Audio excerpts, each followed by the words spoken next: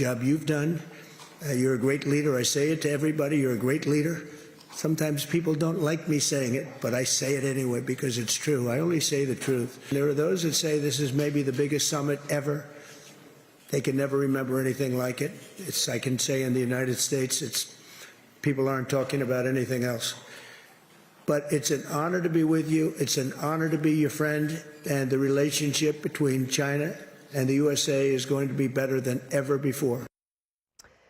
President Trump praising Xi Jinping ahead of their bilateral talks last night in Beijing. Will flattery get him what he wants out of the Chinese leader? And what exactly are the goals? We're going to talk about that right now. You're looking at the live pictures, camera moving around of the president's guests that he's brought with him to Beijing and getting together at the banquet that is about to begin.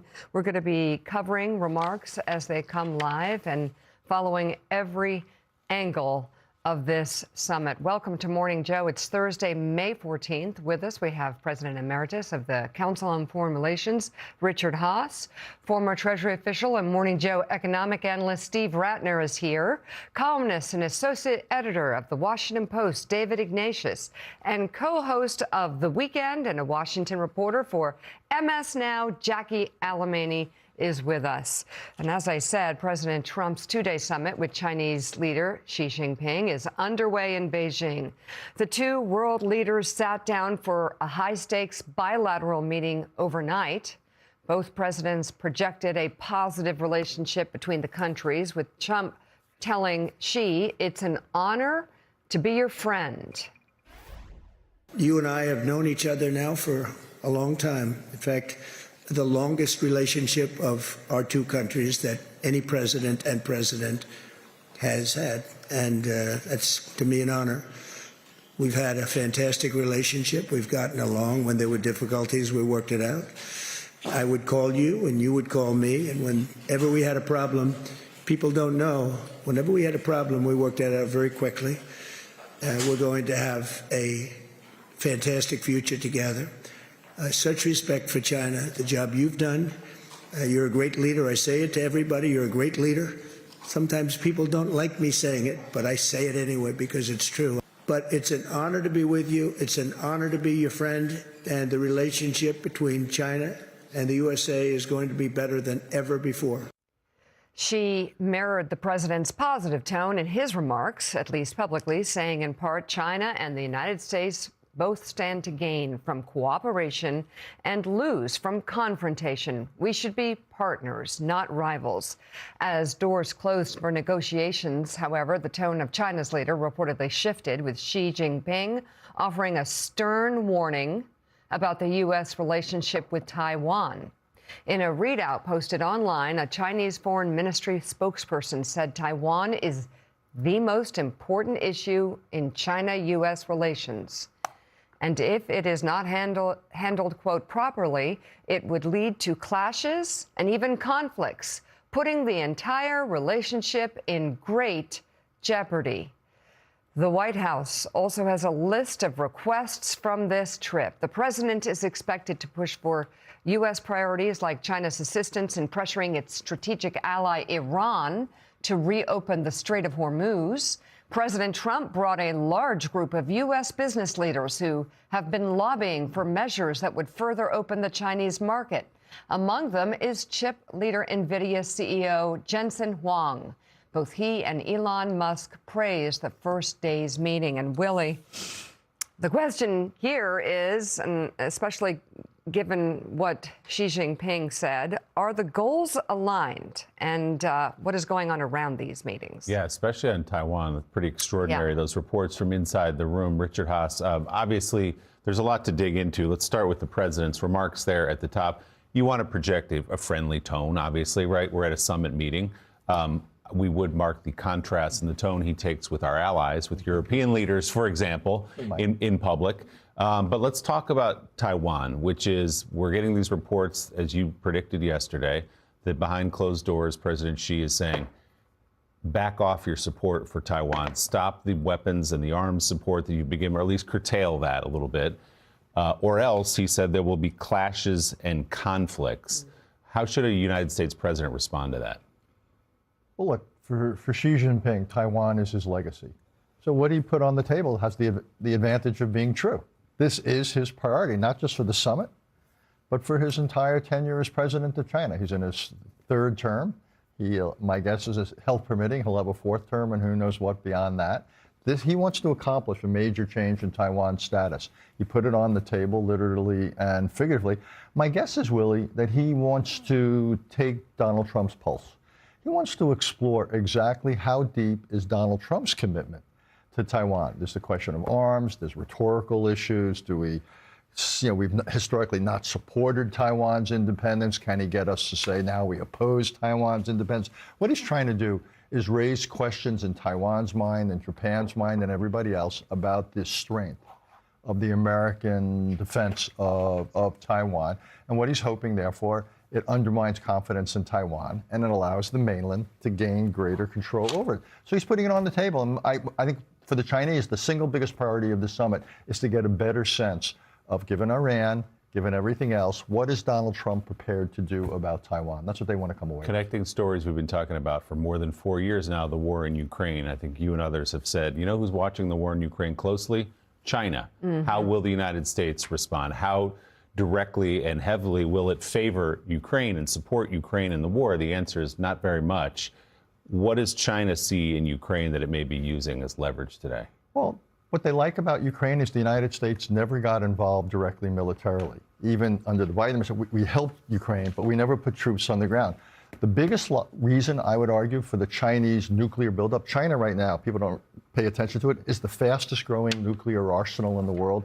They're thinking if they can have a really big nuclear arsenal, Willie, on the scale of, say, what Russia has, then the United States' approach to Taiwan might parallel our approach to Ukraine. We won't get directly involved. They've been helping Ukraine in lots of ways with technology and so forth. The only thing is, recently, Russia is not winning in Ukraine. Right. So I actually think Ukraine's a mixed thing for China. And what it also shows, if you're Xi Jinping and you go to bed at night, you think about, hey, Vladimir Putin was so confident his military would perform well in Ukraine, not so much. Meanwhile, Xi Jinping's been purging generals left and right.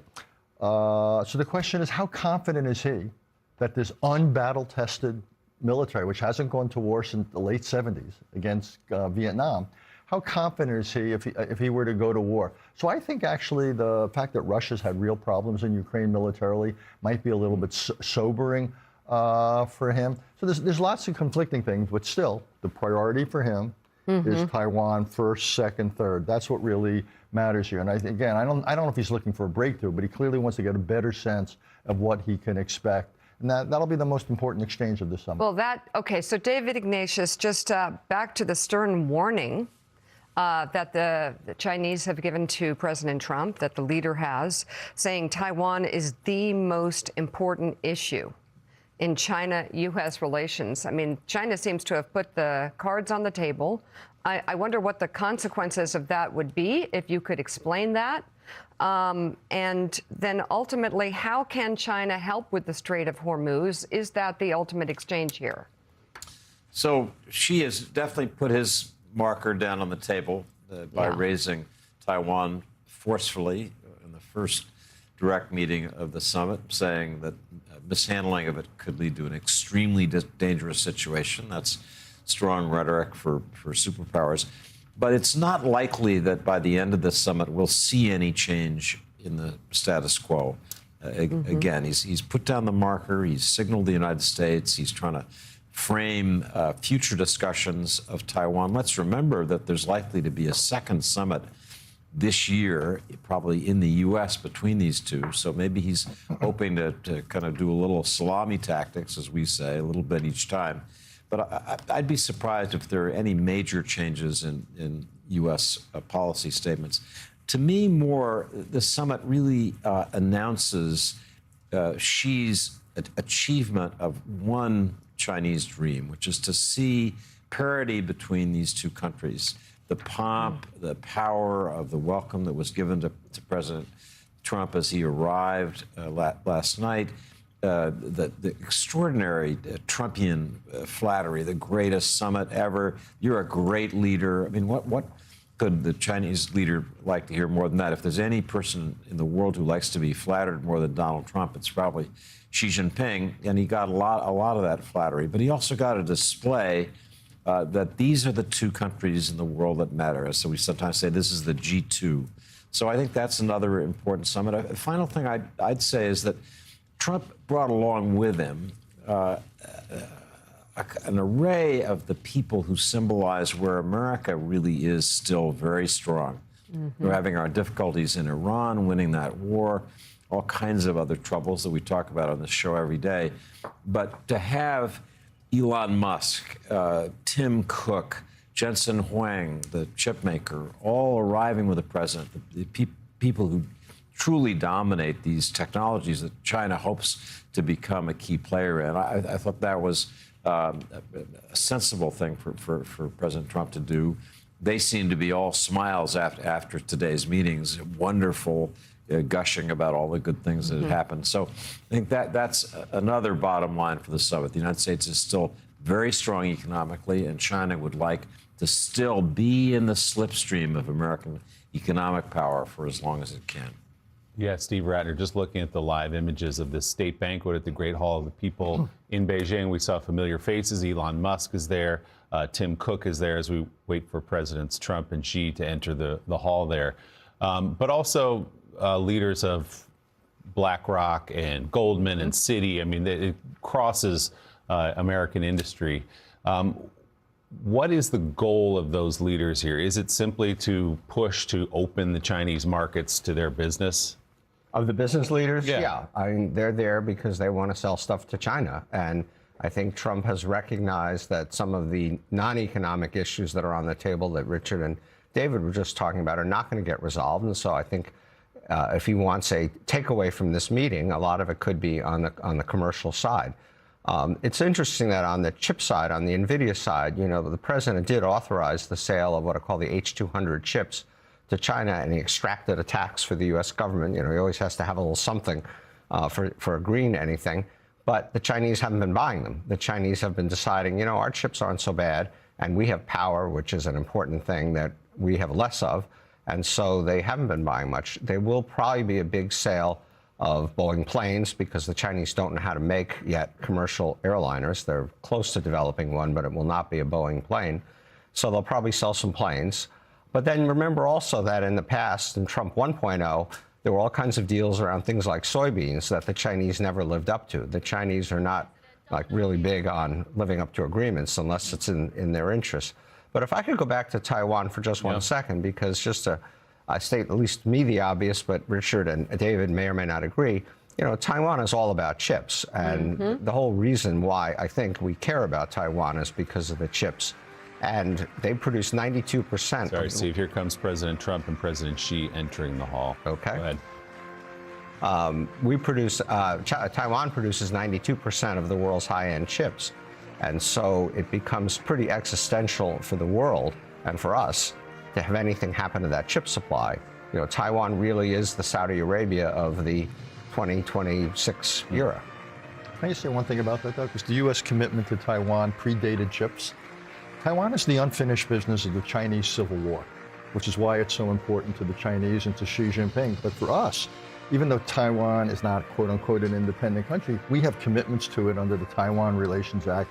Our relationship with Japan and other countries in many ways is premised on the idea that the United States will stand there on behalf of Taiwan. So at stake is, yes, chips and their own economy, but also America's entire strategic position in Asia and the so-called Indo-Pacific is premised on the idea that Taiwan will not be taken over coercively by the mainland. So it's important beyond chips, if you will. Yeah, I mean, that's a really good point. And so do you think that if the Chinese were to do something militarily against Taiwan, we would defend it?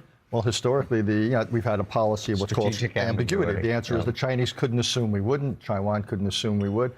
Under previous presidents, I think the odds were greater. I think that we would. I think now the doubt is greater, and the fact that so many capabilities have moved towards the Middle East. It's interesting. The Chinese blogs now are speculating that we are either unwilling or unable to help Taiwan. So I think we've cast doubt about our willingness or ability to to come to Taiwan's aid, which again, I think is one of the reasons the Chinese want this on the agenda. Again, they're trying to get a better reading of what we're prepared to do. Well, we've cast All right. doubt, but now Hold chips on are important. just 1 second, because I believe there's going to be some remarks as this event begins, and it'll start with the leader of China, Xi Jinping. He is taking to the stage. Speaking first, President Trump is expected to make remarks as well. Everybody is seated, including the president's family members, members of his cabinet, and business leaders on this U.S. trip to China. Let's listen in now to President Xi Jinping. 女士们、先生们，很高兴为特朗普总统对中国进行国事访问举行国宴。首先，我代表中国政府和中国人民，对特朗普总统和美国代表团表示热烈欢迎。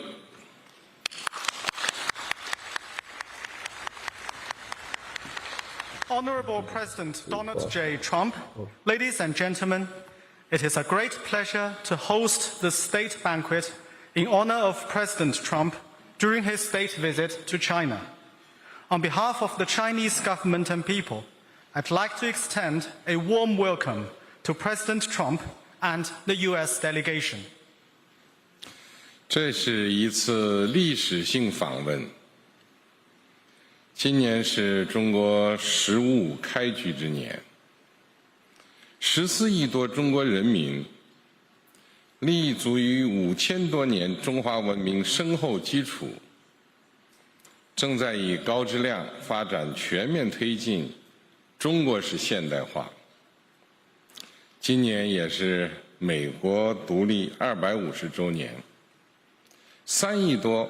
美国人民正在重振爱国、创新、开拓精神，推动美国发展迈向新的征程。中美两国人民都是伟大的人民，实现中华民族伟大复兴和让美国再伟大，完全可以并行不悖，相互成就，造福世界。 This is a historic visit. This year marks the start of China's 15th five-year plan for economic and social development.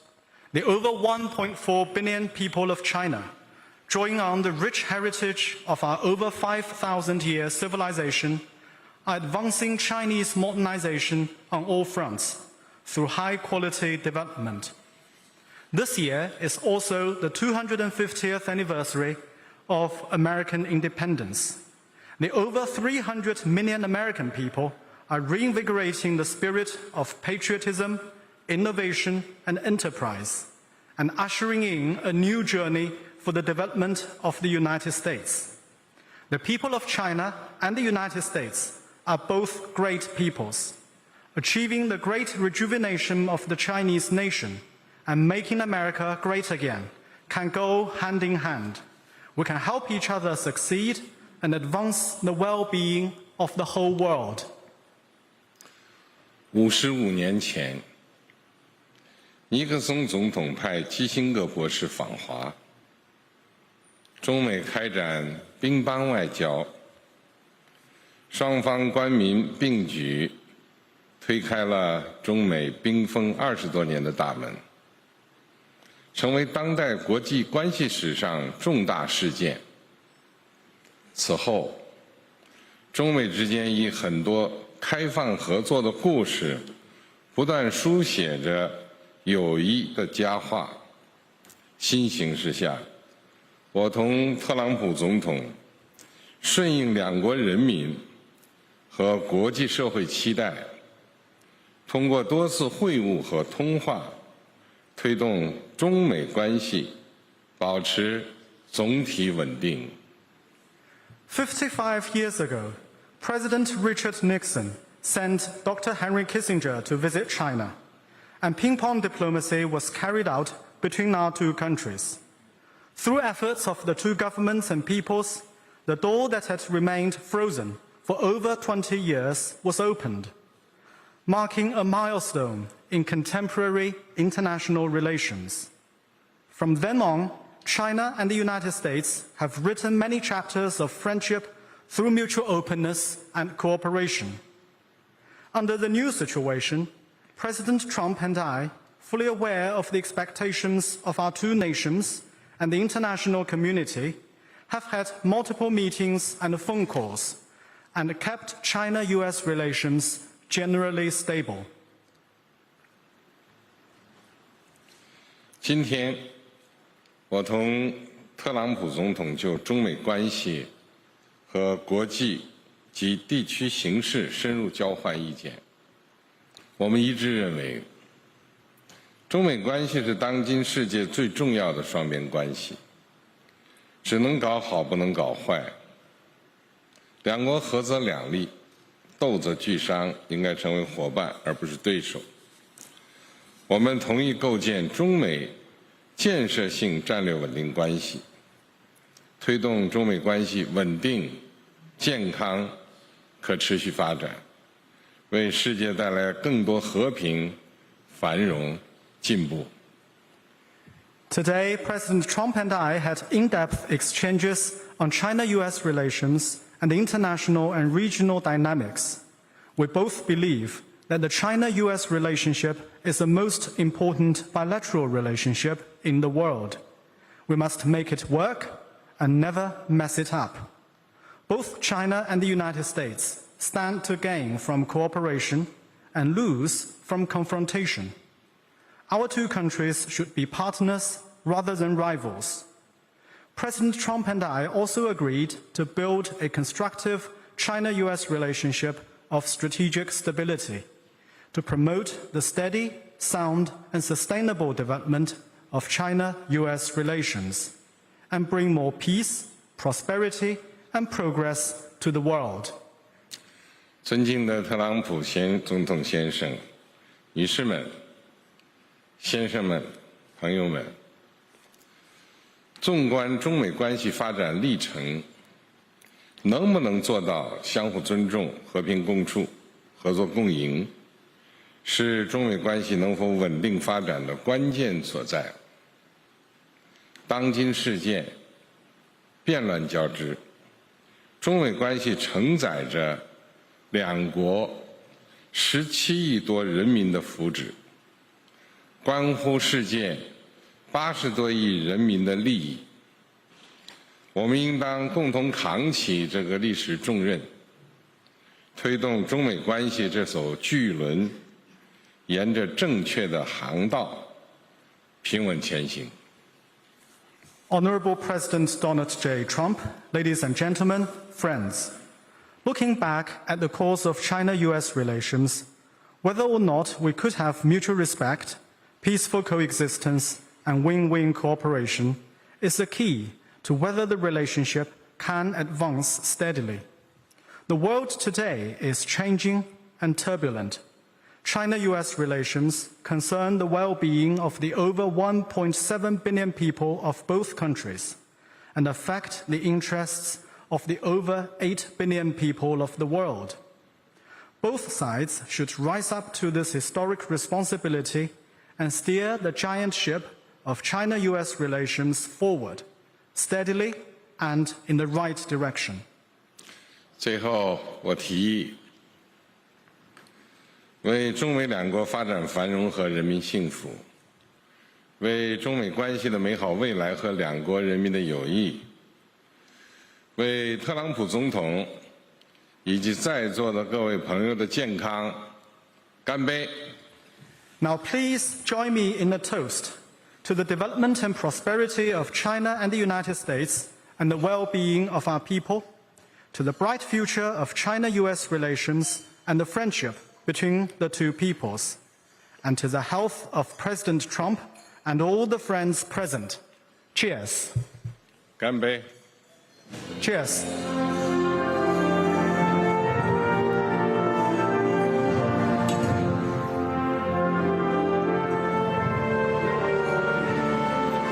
President Xi Jinping making the initial remarks at the banquet, the summit between the two leaders, President Xi and U.S. President Donald Trump, talking about the U.S.-China relationship and how we can help each other succeed, to quote him.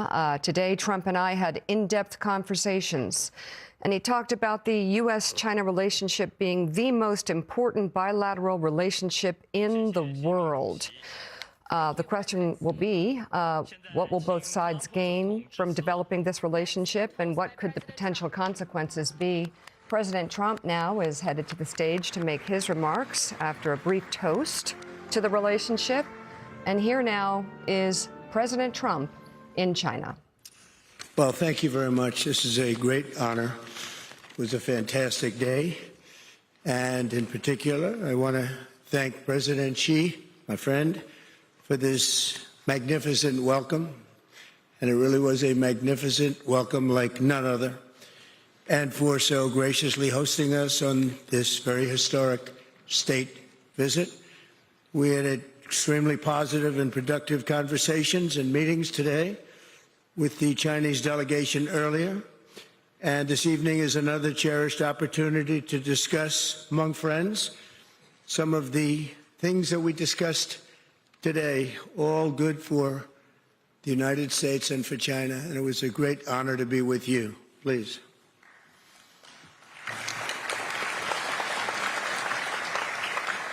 感谢习近平主席。今天我们度过了非常美好的一天。首先要感谢习近平主席这一盛大的欢迎，那么也非常感谢在这一次历史性的国事访问当中非常慷慨地接待了我的代表团。那么今天早些时候，我们跟中方进行了富有成效以及具有建设性的对话。那今天晚上将是我们另外的一次机会，能够共同再次讨论我们今天早些时候已经讨论到的一些问题，以及我们的共同利益，以及我们如何能够为全人类塑造更好、更安全的未来。The relationship between the American and Chinese people goes all the way back to America's founding. The first American consul to China, Samuel Shaw, arrived on the first American trading ship to reach these shores in 1784. The Chinese merchants had a name for the Americans. They called their visions the New People. 2.5 centuries later, that first connection has grown into one of the most consequential relationships in world history. 美国人民和中国人民之间的友谊可以追溯到美国的建国之初。那么，美国的第一任驻华大使萨缪尔·肖先生在1784年乘坐第一艘美国的商船到达了中国的沿岸。当时中国的商人是这样称呼到来的美国访客，他们将当时到来的美国访客称为一个崭新的民族。250年后的今天，这一个当初的友谊已经慢慢的演变成为当今世界当中最举足轻重的关系之一。From the beginning, our citizens have shared a deep sense of mutual respect. Founding Father Benjamin Franklin published the sayings of Confucius in his colonial newspaper, and today's sculpture, recognizing that ancient Chinese sage, is carved into the face of the United States Supreme Court very proudly. 从一开始，我们两国之间的人民就已经有深厚的相互的尊重。美国的国父本杰明·富兰克林曾经在他的殖民报纸当中刊登了孔子的《论语》，而今天在美国最高法院建筑物的门前，可以说有一个雕刻，这个雕刻就是为了向中国的这一名古代的圣人进行致敬。The appreciation ran in both directions. Chinese admirers of President George Washington gifted a stone tablet honoring his memory to adorn the Washington Monument. It bears the words of a Chinese official who called the great general and statesman a hero among men. 这一种欣赏是相互的。那么，许多中国人非常崇敬乔治·华盛顿总统。那么这些人当时就向美国捐赠了一个石碑，就是为了纪念华盛顿总统。目前这个石碑已经镶嵌在华盛顿纪念碑里面，石碑上刻有当时的一名中国官员形容这一名伟大的将军和政治家，他们把他称为人中豪杰。And across the centuries, this mutual esteem grew into a relationship that reflected the tremendous talent and potential of our two people. Chinese workers helped lay the railroad tracks that connected our Atlantic coast to the Pacific. American travelers to China helped spread literacy and modern medicine. And at the request of China's ambassador, it was President Theodore Roosevelt who provided the funds to establish President Xi's alma mater, Tsinghua University. 在过去几百年当中，这种相互的尊敬已经成为了一段全新的关系。这段关系可以说反映出我们两国人民之间巨大的潜力以及我们的努力和智慧。中国工人当初帮助美国建设了我们的铁路路轨，连通了美国的大西岸和太平洋沿海地区。美国当时早期出访中国的美国人也帮助中国提升了识字率，并且引入了现代医学，并且应时任中国驻华大使的请求，罗斯福总统也专门提供了资金，成立了习主席的母校清华大学。As allies in World War II, President Franklin Roosevelt's mentions of the brave people of China, that's what they were, drew loud cheers in his speeches in the United States, and everybody loved what he had to say, just as many Chinese now love basketball and blue jeans. Chinese restaurants in America today outnumber the 5 largest fast food chains in the United States, all combined. That's a pretty big statement. 那么，作为二战期间的盟国，罗斯福总统在美国的多次演讲当中提到了勇敢的中国人民。正如当前许多中国人非常喜欢篮球和穿蓝色的牛仔裤，在美国目前的中餐厅的数量要比美国前5大快餐连锁店的总的店面还要多。This bond of commerce and respect that stretches back 250 years is the foundation for a future that benefits both of our nations. The American and Chinese people share much in common. We value hard work, we value courage and achievement, we love our families, and we love our countries. Together we have the chance to draw on these values to create a future of greater prosperity, cooperation, and happiness, and peace for our children. We love our children. This region and the world, it's a special world with the two of us united and together. 那么至于商业当中的纽带以及我们的相互尊重，可以说追溯到250年前，是我们将要构建的未来的基础。至于未来将会惠及我们两国的人民，美国人民和中国人民有许多的共同点，我们都崇尚劳动。我们都崇尚勇气和成就，我们都非常爱我们的家庭，我们也爱我们的国家。我们两国一道，我们将有机会基于我们共同的价值观，创造出一个更加繁荣、基于合作、幸福、和平的未来，为我们的子孙、为本地区以及全世界造福。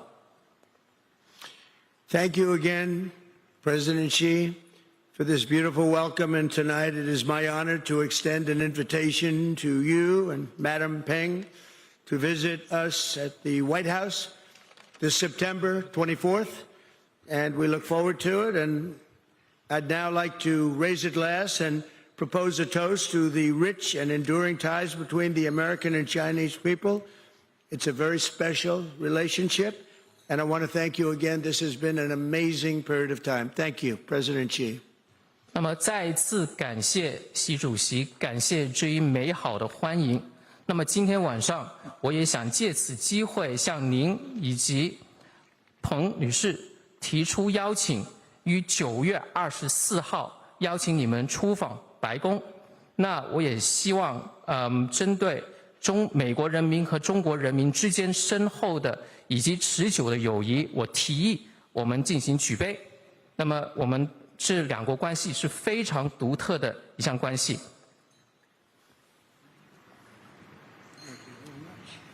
Thank you, everybody. 感谢， Thank you, everybody, very much. 感谢。